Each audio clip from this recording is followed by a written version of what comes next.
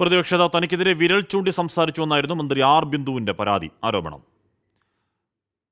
അപ്പോൾ എന്തായാലും സഭയിൽ ഉണ്ടായ വാക്പോരിന്റെ നക്ഷൽ അതായിരുന്നു, അതിന്റെ ബൈറ്റുകൾ അതായിരുന്നു. കേരളത്തിൽ നിന്ന് വിദ്യാർത്ഥികൾ കൂട്ടത്തോടെ വിദേശ സർവകലാശാലകളിലേക്ക് പോകുന്നത് നിയമസഭയിൽ ഉന്നയിക്കുന്ന പ്രതിപക്ഷം.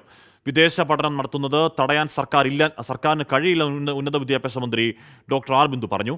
കേരളത്തിലെ സർവകലാശാലകളിൽ വൈസ് ചാൻസലർമാർ ഇല്ലാത്ത അവസ്ഥയാണെന്നും കുടിയേറ്റ വിഷയത്തിൽ സർക്കാർ ലാഘവത്തോടെ കാണുന്നുവെന്നും പ്രതിപക്ഷം ആരോപിച്ചു.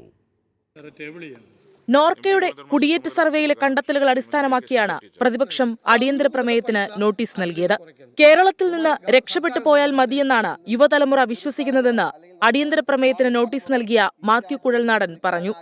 ഏറ്റവും കൂടുതൽ IT വിദ്യാഭ്യാസം നേടിയ ചെറുപ്പക്കാരുള്ള നാട് അത് കേരളത്തിലേക്ക് വരുമായിരുന്നത് ഈ കേരളത്തിന്റെ അതിർത്തിയായ കാസർഗോഡും കന്യാകുമാരിയിലും തടുത്തു നിർത്തിയത് ഒരു പ്രത്യയശാസ്ത്ര പിടിവാശിയായിരുന്നു. അത് വഴിമാറി ഒഴുകിയതാണ് സാർ ബാംഗ്ലൂരിലേക്ക്, അത് വഴിമാറി ഒഴുകിയതാണ് സാർ ഹൈദരാബാദിലേക്ക്, അത് വഴിമാറി ഒഴുകിയതാണ് ചെന്നൈയിലേക്ക്. കേരളത്തിൽ നിന്നുള്ള വിദ്യാർത്ഥി കുടിയേറ്റം ഇന്ത്യയിൽ നിന്നുള്ള കുടിയേറ്റത്തിന്റെ 4% മാത്രമെന്ന് ഉന്നത വിദ്യാഭ്യാസ മന്ത്രി ആർ ബിന്ദു.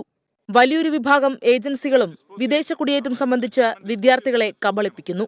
വിദേശത്ത് ഉപരിപഠനത്തിന് പോകുന്നത് ഒരു കുറ്റമല്ല സർ, അതൊരു പുതിയ കാര്യമല്ല. ഉന്നത വിദ്യാഭ്യാസ മേഖലയിൽ കേരളത്തിന്റെ വിദ്യാർത്ഥികളുടെ മൈഗ്രേഷൻ അവരെ മികച്ച സാധ്യതകൾ തേടി അവർ പോകട്ടെ. സംസ്ഥാനമൊട്ടാകെ വിദേശ റിക്രൂട്ട്മെന്റ് ഏജൻസികളായെന്ന് പ്രതിപക്ഷ നേതാവ് VD സതീശൻ. കേരളത്തിന്റെ സാമൂഹ്യ പ്രശ്നമാണിതെന്നും സമ്പത്ത് വിദേശത്തേക്ക് ഒഴുകുന്നുവെന്നും പ്രതിപക്ഷ നേതാവ്.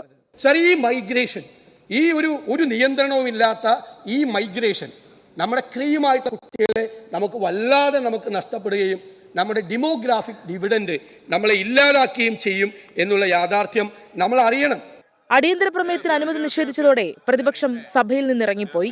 24 തിരുവനന്തപുരം. അപ്പോൾ കുട്ടികളുടെ മൈഗ്രേഷൻ അത് ഗൗരവമുള്ള വിഷയമാണ്. പക്ഷേ അത് കേരളത്തെ മാത്രം ബാധിക്കുന്ന വിഷയമല്ല, എല്ലാ സംസ്ഥാനങ്ങളിലും അത് ബാധിക്കുന്നുണ്ട് എന്നുള്ളത് കണക്കുകൾ പരിശോധിച്ചാൽ വ്യക്തമാവുകയും ചെയ്യും. എന്തായാലും അവർ പരിശോധിക്കട്ടെ.